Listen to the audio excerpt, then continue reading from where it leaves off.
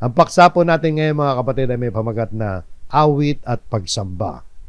Ang mga version ng Biblia natin gagamitin ay ang Bagong Biblia at New King James Version, liban na kung babanggitin.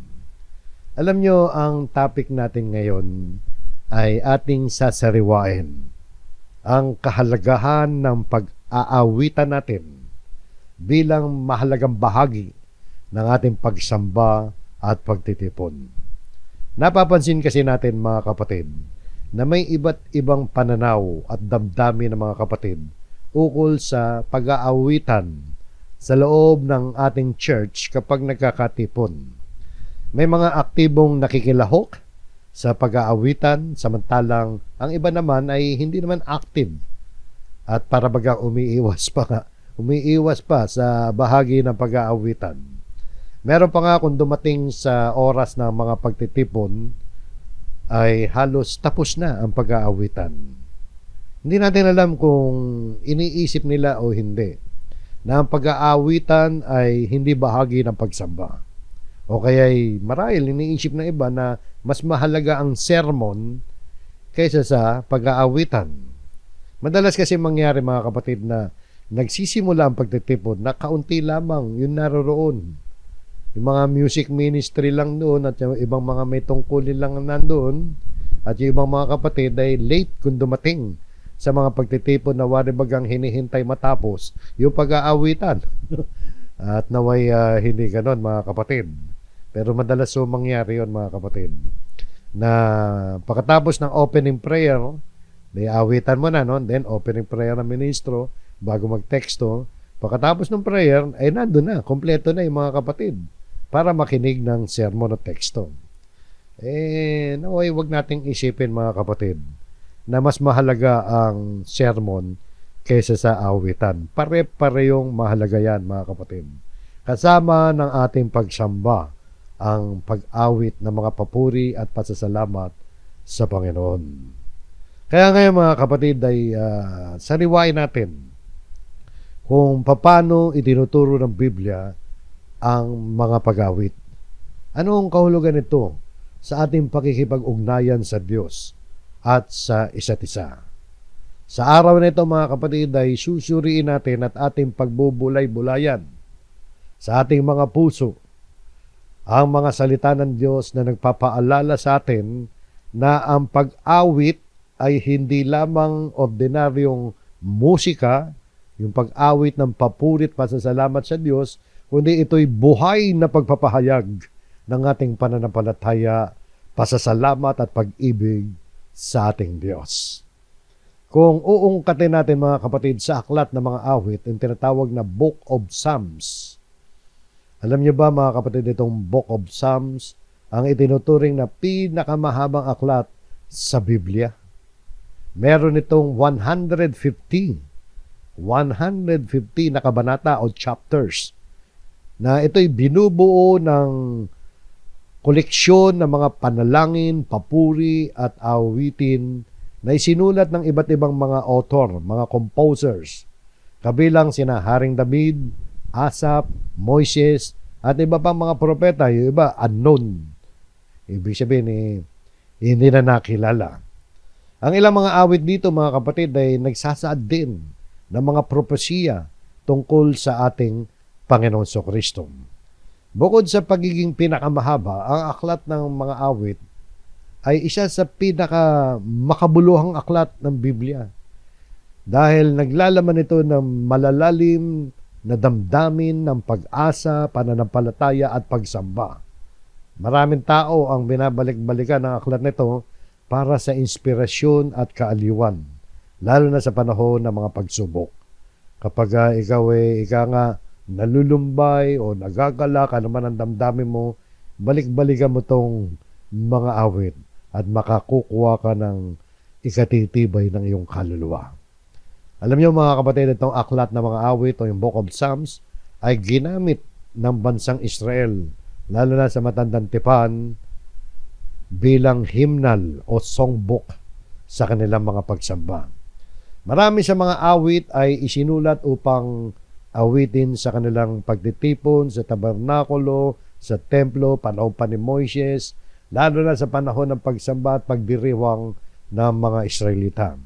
Ang mga Levita, yun yung lahi na doon ay hinuhugot ang mga saserdote o mga pare na naglilingkod sila bilang mga musikero at mga awit sa templo. Ginagamit nila itong hymnal book nila na awit upang purihin at ipahayag ang kanilang pananampalataya sa Diyos. Ngayon mga kapatid, tingnan natin yung mga panawagan na umawit para sa Panginoon. Sa aklat ng mga awit mga kapatid, sa ang Biblia, ating sinuri ang paggamit ng mga salitang kaugnayan o may kaugnayan sa pag-aalay ng awitin sa Diyos. So, sinearch natin sa computer yung mga salitang umawit, magsiawit at awit. At sinearch natin yun, nakalimit tayo doon sa Book of Psalms. At alam nyo, na-discover natin, yung salitang umawit ay lumitaw sa 17 mga talata dyan sa mga awit. At yung salitang magsiawit ay lumitaw sa 8 na talata. At ang salitang awit ay lumitaw sa 24 na mga talata dyan sa Book of Psalms. Ang lahat ng salitang yan mga kapatid, yan tatlong umawit, magsiawit, awit, lahat yan mga kapatid, pag sinuri ninyo yung aklat ng mga awit, yan mga kapatid ay may kinalaman sa pag-aalay ng awiting pagpupurit pasasalamat sa Diyos sa pamamagitan ng mga awit. Batay sa simpleng survey na ito mga kapatid, ay makikita natin yung salitang umawit at magsiawit, tumutukoy sa 17 mga talata at 8 mga talata ayon sa pagkakasunod-sunod dyan mga kapatid, ay lahat yan tinatawag na pandiwa. Verb, action word yan, di ba? Action word, pag siya umawit, magsiawit. Ibig sabihin mga kapatid, tumutukoy yan sa isang aktibong kilos ng pag-awit. Sa makatuwid, 25 na talata sa aklat ng mga awit ang nagpapahayag ng pag-uutos o kaya'y pag-aanyaya o paghihikayat sa pagkilos ng mga anak ng Diyos bilang isang panawagan na tayo ay dapat umawit para sa Diyos bilang bahagi ng ating pagsamba at pananampalataya. Katulad halimbawa dito, no? Napakarami mga talata kaya kukuha lang tayo ng dalawa magkasunod dito sa awit 95:1. Panawagan na umawit para sa Panginoon. Ang sabi dito sa 95:1 hanggang 2, O halikayo, tayo'y umawit sa Panginoon. Tayo'y sumigaw na may kagalakan sa malaking bato ng ating kaligtasan. So isang pag-aanyaya yan, di ba? Lumapit tayo sa kanyang harapan na may pagpapasalamat. Tayo'y sumigaw na may kagalakan sa kanya ng mga awit ng pagpupuri. Kaya ito mga kapatid, ng dalawang magkasunod na talatang yang binasa natin mga kapatid, ay nagpapakita na ang pag-awit ay hindi lamang isang ritual, kundi ito ay isang tapat at masiglang pagpupuri at pasasalamat sa Diyos. Hindi ba't yung musika mga kapatid ay kayang ipahayag ang damdamin ng kaluluwa ng mga tao? Alam niyo yun mga kapatid, ang music universal language yan na ginagamit ng maraming mga tao sa iba't ibang mga okasyon sapagkat dyan na iahayag ang damdamin ng tao sa pamamagitan ng bawat salita ng awit na ating binubuo.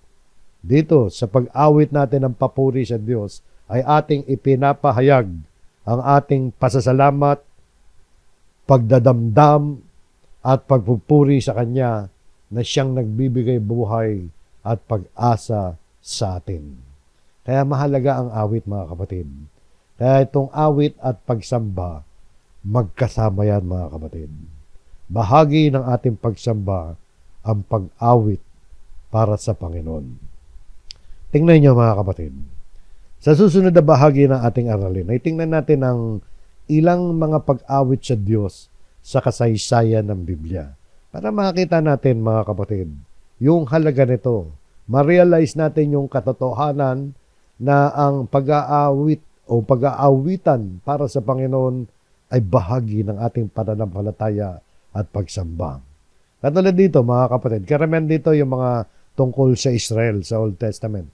Meron din tayong kukunin sa New Testament na ilang mga pag-awit sa Diyos sa kasaysayan ng Biblia. Ang mga Israelita, mga kapatid, ay meron silang malalim na pagpapahalaga sa pag-aalay ng awiting papuri at pasasalamat sa Diyos. Makikita natin dito sa kanilang buhay, sa kanilang kasaysayan, ang awit ng pasasalamat at pagpuri ay bahagi ng kanilang pananampalataya at pagsamba sa Diyos. Halimbawa, nung unang panahon pa to ni Moises, awit ni Moises at ng mga Israelita. Kung matatandaan ninyo, lumabas sila mula sa Egypt at sila'y iniligtas ng Diyos sa mga sundalo ni Paraon doon sa Red Sea, sa dagat na pula. Pagkatapos ng pangyayaring yun, mga kapatid, umawit si Moises at ng mga Israelita bilang pasasalamat sa pagliligtas na ginawa sa kanila ng Diyos. Ang awit na ito, mga kapatid, ay isang pagpapahayag ng papuri sa kapangyarihan ng Diyos. Mababasa natin yung awit ni Moises dito sa Exodo 15:1 hanggang 21. Sa Exodo 14, chapter 14, doon na isalaysay yung pangyayari na naligtas sila doon sa pagtawid nila sa dagat. Naligtas sila ng Diyos doon. Ngayon, tingnan natin, mga kapatid. Mahaba yung awit, no? Hanggang verse 21.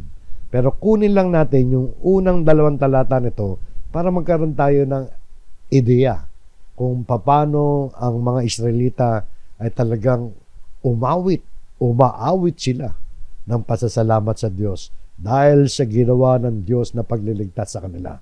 Sa Exodo 15:1 hanggang 2, kunin lang natin yung 2 talata. Na magkagayoy inawit ni Moises at ng mga Israelita ang awit na ito sa Panginoon na sinasabi. Ito laman ang awit. Ako'y aawit sa Panginoon sapagkat siya'y maluwalhating nagtagumpay. Kanyang inihagi sa dagat ang kabayo at ang duoy nakasakay. Sumunod na talata.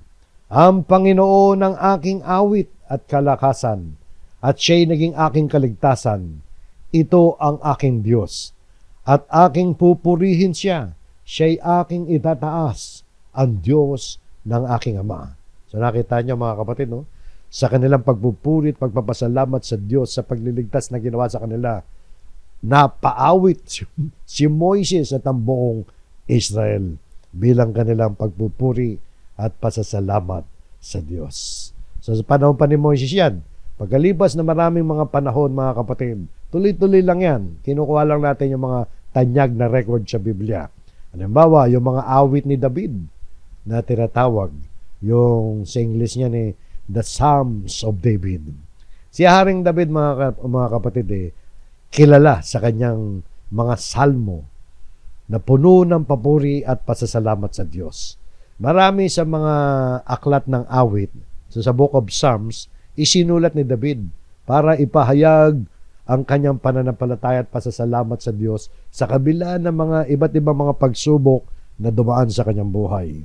Alam niyo ba, mga kapatid, ay sinasampantaha na maraming mga Bible scholars, halos lahat ng Bible scholars, mga kapatid, ay nagkakaisa na dito sa mga awit, 73 mga awit out of 150 na mga awit sa aklat ng Salmo ay isinulat ni Haring David. Isipin nga ninyo, no? 73, more than 50% ng awit dito sa Book of Psalms, ang author niyan ay si Haring David.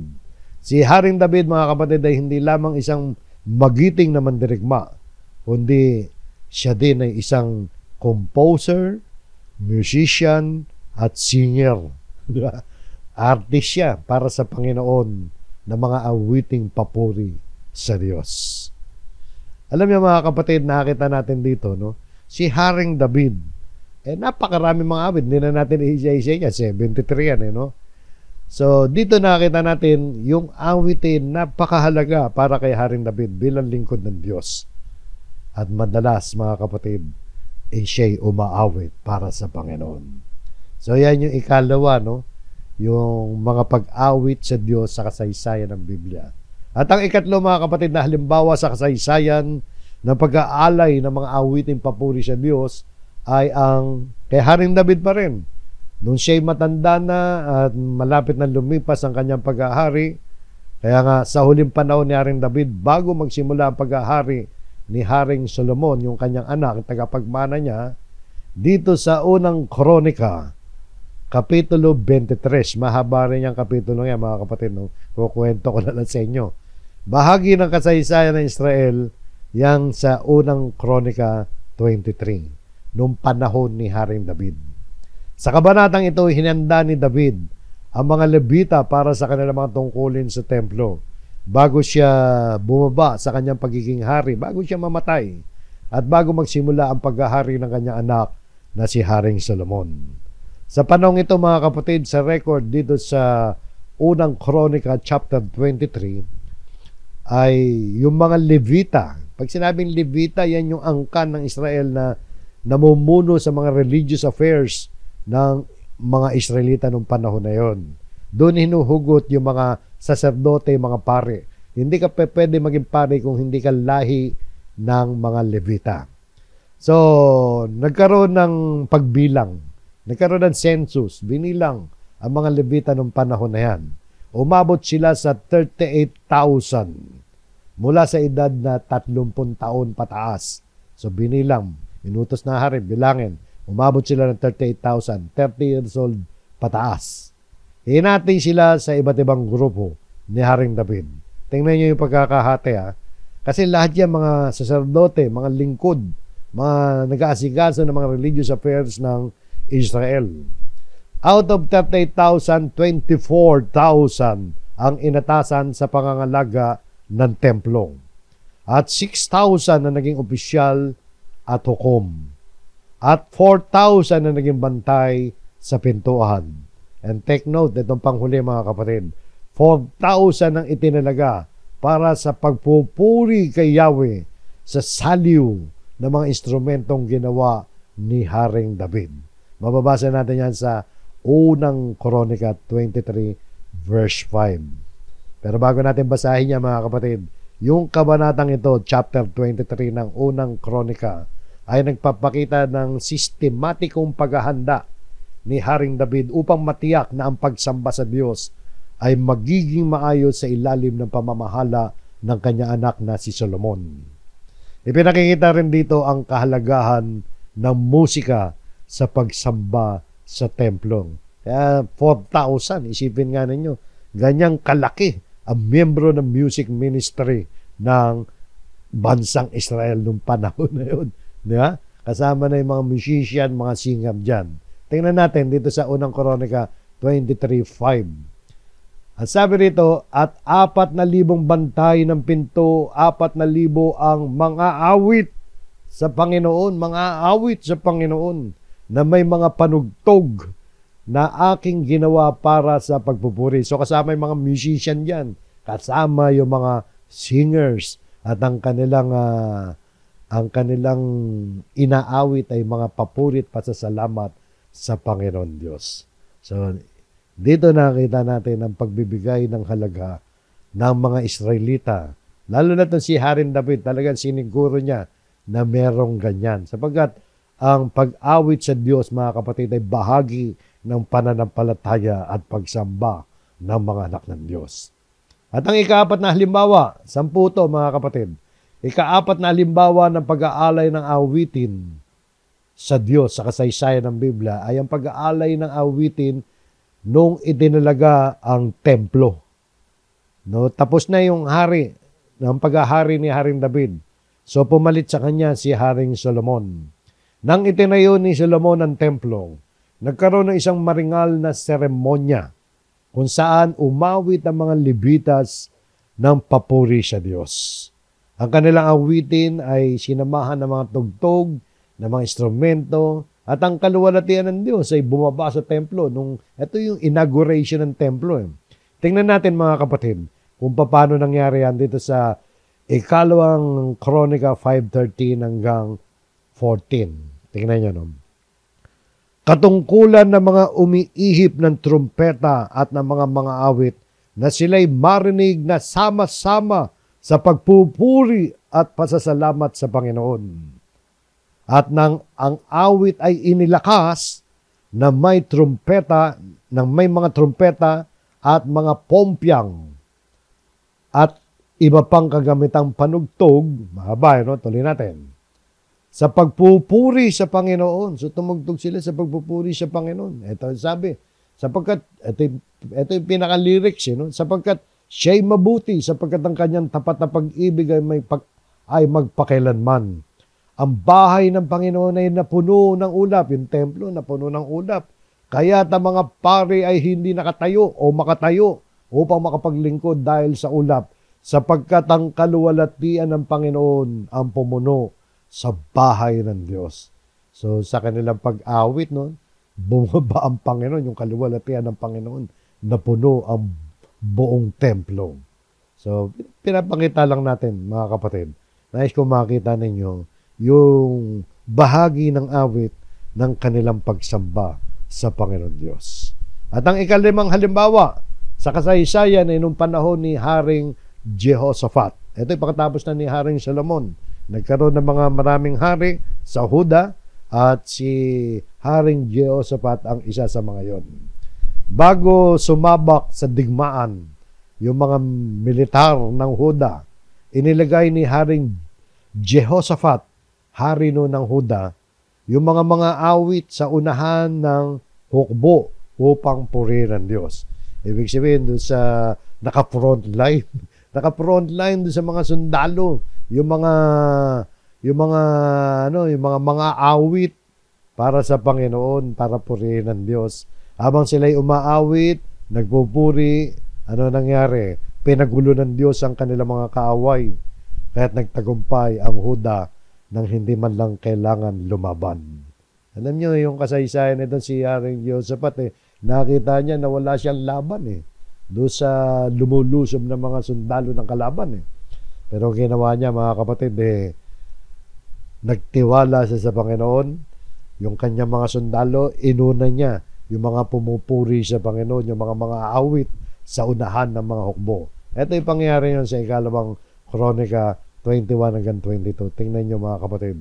Pagkatapos niyan sumangguni sa mga tao, kanyang hinirang, si Haring Jehoshaphat ang tinutukoy rito, na kanyang hinirang ang mga aawit sa Panginoon at magpupuri sa kanya sa banal na kaayusan habang sila'y nangunguna sa hukbo at nagsasabi, magpasalamat kayo sa Panginoon sapagkat ang kanyang tapat na pag-ibig ay magpakilanman.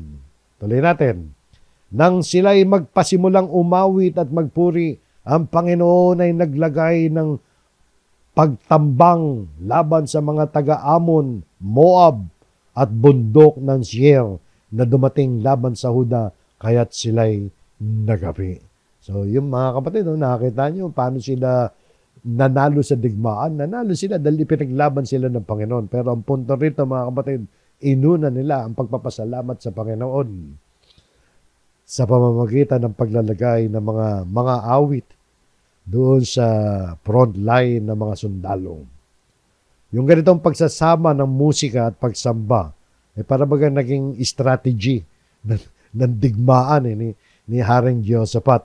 Nagpapakita yan kung paano lubos na nagtitiwala ang mga Israelita sa kapangyarihan ng Diyos. So yan yung ikalima.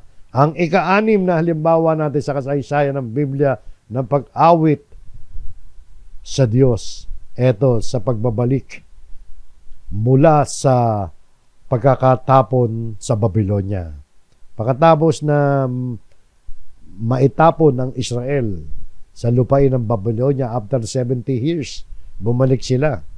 Matapos ang kanilang pagbabalik mula sa pagkakatapon sa Babylonia, ang Israelita ay umawit ng papuri sa Diyos habang itinatayo muli nila ang templo. Kasi nawasak ang templo noon At ngayon, after 70 years, gagawin muli nila yan. So, nung matapos ang templo, yung mga Israelita ay umawit ng papuri habang itinatayo nila yung templo. So, hindi pa ganap na tapos to. Kundi yung kanilang awitin na nagpapakita ng kanilang pasasalamat sa katapatan ng Diyos dahil may tatayo na nila at templo. Tingnan nyo sa Ezra 3:10 hanggang 11. Nang ilagay ng mga manggagawa ang pundasyon ng templo ng Panginoon, ang mga pari sa kanilang kasuotan ay lumapit na may mga trompeta, at ang mga Levita, ang mga anak ni Asap na may mga pompyang, upang magpuri sa Panginoon ayon sa mga tagubili ni David na hari ng Israel. Tuloy natin. At sila ay nag-awitan sa isa't isa na pinupuri at pinasasalamatan ng Panginoon, sapagkat siya'y mabuti, sapagkat ang kanyang tapat na pag-ibig ay magpakilanman sa Israel. Ang buong bayan ay sumigaw ng malakas ng kanilang purihin ng Panginoon, sapagkat ang pundasyon ng bahay ng Panginoon ay nailagay na. Pundasyon pa lang yan ng templo ng Diyos. Pero nag-awitan na sila ng papuri at pasasalamat after ng 70 years sa Babylonia. So, yan yung mga tala sa Old Testament, mga kapatid. Mga awitin ng pagpupuri at pasasalamat, naging mahalagang bahagi yan ng pagsamba ng mga Israelita. At ito'y patuloy na ginagawa ng maraming mananampalataya hanggang sa panahon po natin ngayon, sa panahong Kristiyano. Kaya nga dito sa ika-7 halimbawa sa kasaysayan ng Biblia ng mga pag-awit sa Diyos, ito'y sa panahon na ng Bagong Tipan. At ito'y sa pangunguna mismo ng ating Panginoong Sus. Si Jesus at ang kanyang mga alagad matapos ang huling hapunan. Isa sa mga tala ng Biblia na nagpapakita na si Jesus ay umawit ng papuri sa Diyos ay dito sa Mateo 26 verse 30, kung saan sinabi na matapos ang huling hapunan, si Jesus at ang kanyang mga apostol ay umawit ng isang himno bago sila lumabas patungo sa bundok ng mga Olibo. Sabi nga rito sa Mateo 26:30, pagkaawit nila ng isang himno ay nagtungo sila sa bundok ng mga Olibo. So ang Panginoong Hesukristo mismo, nung siya'y nandito sa lupa, yung talatang yan nagpapakita, umaawit din siya kasama ang kanyang mga apostol ng himno. Himno, mga papurit pasasalamat din yan sa Diyos, mga awitin yan, mga kapatid. Karaniwan, mga kapatid, dito, yung mga Hudyo sa panahon ni Jesus, umaawit na mga awit yan na kung tawagin ay Halel, Halil. Yung reference yan doon sa Old Testament. Mababasa natin yan sa aklat ng mga awit sa 113, chapter 113 hanggang 118. Bilang bahagi ng kanilang pagsambayan, lalo na kapag panahon ng Passover. Panahon ng Passover yan Lumaganap yan 26:30. Pagkatapos ng huling hapunan yan Bukod dito, mga kapatid, makikita natin sa aklat ng Hebreo, Kapitulo 2, talatang 12, na may pahiwatig na si Jesus ay talagang umaawit ng papuri sa Diyos sa gitna ng kapulungan. Tingnan nyo. Hebreo 2:12 na sinasabi, ipahahayag ko ang iyong pangalan sa aking mga kapatid. Sa gitna ng kapulungan ay aawitan kita ng mga himno. Salita ho yan ng ating Panginoong Hesukristo. Propesya yan na isinalaysay dyan sa Hebreo 2:12.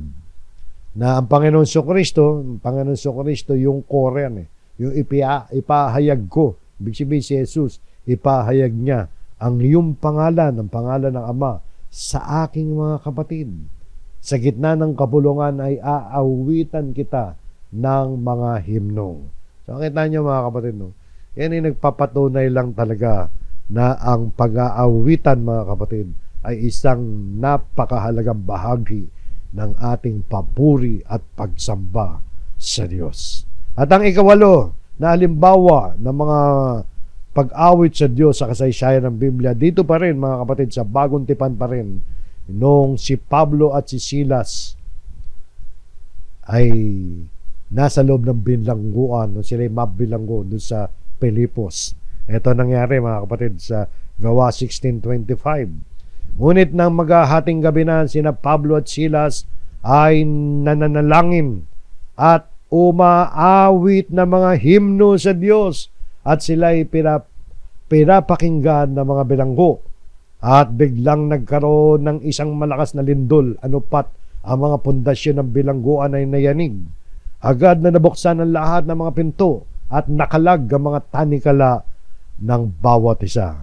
So dito sa talatang ito, mga talatang binasa natin magkasunod, makikita natin na kahit na sa loob ng bilangguan, si Pablo, ganun din kasama niya si Silas, nagpatuloy sa pagpupuri sa Diyos sa pamamagitan ng pag-awit ng mga himno. Yung kanilang pananampalataya ay nagdulot ng isang himala, isang malakas na lindol na naganap at nabuksan ng mga pinto ng bilangguan. Yung pag-awit ng papuri sa Diyos, isang mahalagang bahagi yan ng pananampalataya ng mga unang Kristiyano. Nakita niyo, no? Ang dami na yan, mga kapatid. Dalawa na lang. Pero nais nating idiin talaga rito, mga kapatid, na tayo bilang mga mananampalataya sa panahon natin ngayon, talagang dapat bigyan natin ng pagpapahalaga ang ating partisipasyon sa pag-aalay ng mga awiting papuri sa Panginoon Diyos. Yung ikasyam na halimbawa, mga kapatid, ay mababasa natin dito sa lagpas na ng New Testamento, mga kapatid, sapagkat ito'y sa langit na to. Mga pangitain na nakita ni Juan sa Apokalipsis, yung mga pag-aawitan ng papuri sa Diyos sa langit. Ito yung mga tiyak na talata, mga kapatid, na literal na nakita ni Juan na nag-aawitan sa langit. Ito yung maring sa future o sa kasalukuyan habang nakikita ni Juan to. Pero ito yung naganap lahat sa langit. Ibig sabihin, sa langit, mga kapatid, na ating patutukuhan ay merong mga pag-aawitan ng papuri sa Panginoon Diyos. O dito sa pahayag, Revelation, pahayag 5:9. At sila'y nag-aawitan ng isang bagong awit na nagsasabi, yung nakita ni Juan sa langit, ikaw ay karapat-dapat ay kumuha sa aklat. Ikaw ay karapat-dapat na kumuha sa aklat at magbukas ng mga tatak nito, sapagkat ikaw ay pinatay at sa pamamagitan ng iyong dugo ay binili mo para sa Diyos sa mga tao mula sa bawat lipi, wika, bayan at bansa. So ito yung mga kapatid, ito yung laman ng awit na nadinig ni Juan na nag-aawitan sa langit. Ano pa? Chapter 5 yan. Pagdating sa chapter 14, meron na naman ulit siya nakita. At sila'y nag-aawitan ng isang bagong awit sa harapan ng trono. Sa harapan ng trono ng Diyos siya sa langit. At sa harapan ng apat na nilalang na buhay at ng matatanda. Walang sino mang natuto ng awit na yon kundi ang 144,000 lamang na tinubos mula sa lupa. Ang kinukuha natin dyan, mga kapatid, ang malinaw, nag-aawitan sila ng bagong awit sa harapan ng trono ng Diyos sa langit. O dito pa sa Revelation pa rin, sa Pahayag chapter 15 verse 3. At inaawit nila ang awit ni Moises na alipin ng Diyos at ang awit ng kordero na sinasabi, dakila at kamangha-mangha ang iyong mga gawa, O Panginoon Diyos na makapangyarihan sa lahat, matuwid at tunay ang iyong mga daan, ikaw na hari ng mga bansa. So yung mga talatang yan, mga kapatid, ay malinaw na nagsasaad na ang pag-awit sa langit meron nga doon, mga kapatid, bilang bahagi ng pagsamba at pagpupuri sa Diyos. Napakarami niya, mga kapatid, hindi na natin maisa-isa yan. Pang-siyam na yan. At yung pang-10 punto natin, mga kapatid, bilang bahagi ng kasaysayan, mababasa natin, balik ulit tayo sa Psalm. Ito yung huli, mga kapatid, na tagubilin sa atin tungkol sa pag-awit sa Diyos sa kasaysayan ng Biblia. Alam niyo ba, mga kapatid, merong pagbibigay ng instruction, panahon pa ni Haring David, na nag-uutos na yung mga tumutugtog ay dapat mag-practice. Mag-practice. Bakit ko nasabing dapat mag-practice? Kasi ito ang sabi, tingnan nyo, mga kapatid, ang pagtugtog sa Panginoon, pati pag-awit, hindi naman basta-basta rin.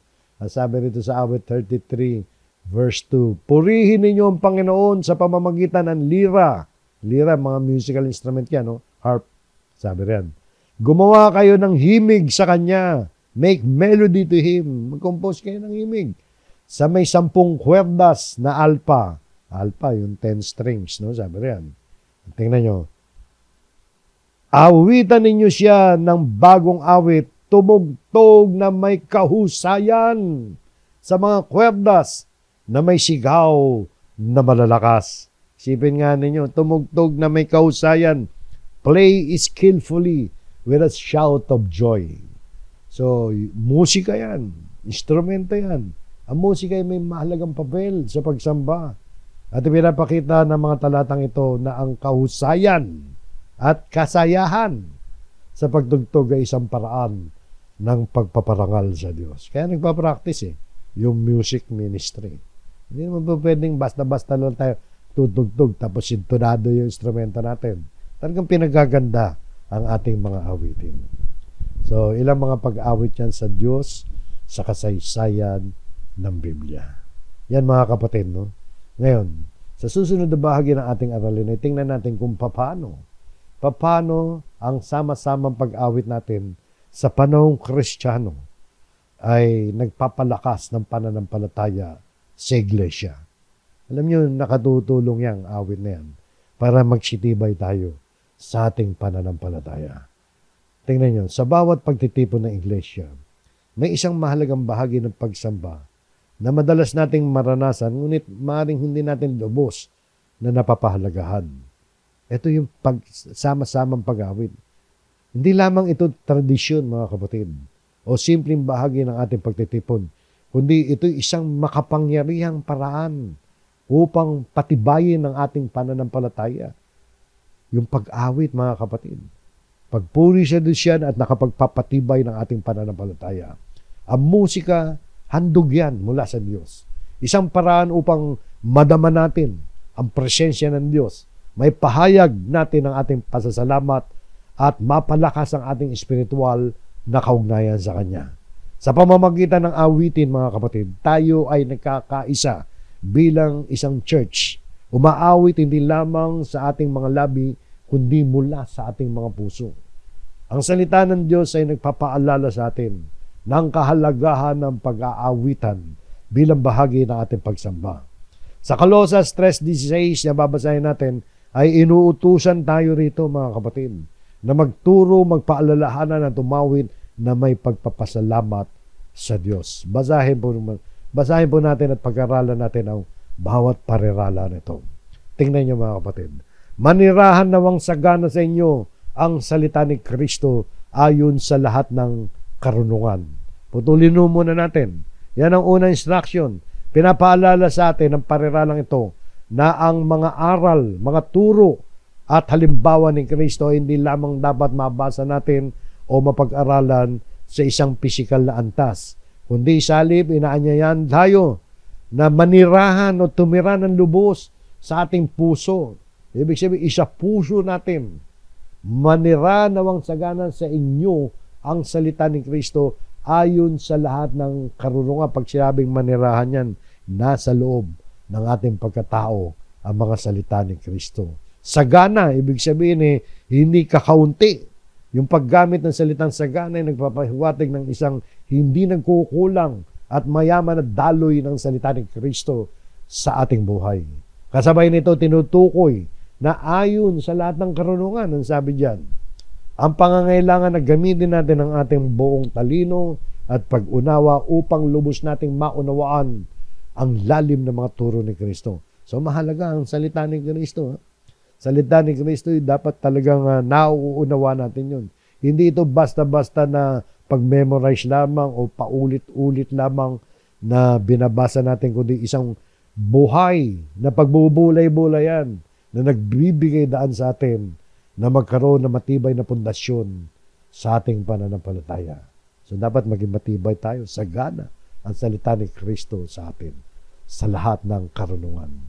At ang sabi rito, magturo at magpaalalahanan kayo sa isa't isa.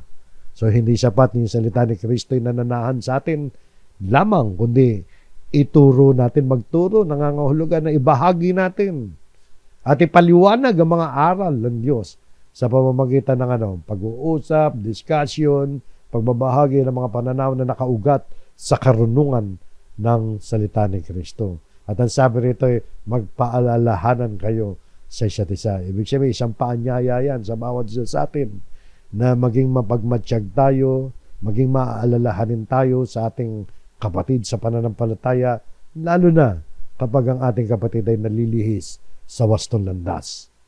Ito'y isang anyo ng pagmamalasakit sa pananagutan sa loob ng komunidad ng pananampalataya, kung saan ang bawat isa sa atin ay nagiging inspirasyon at gabay ng isa't isa.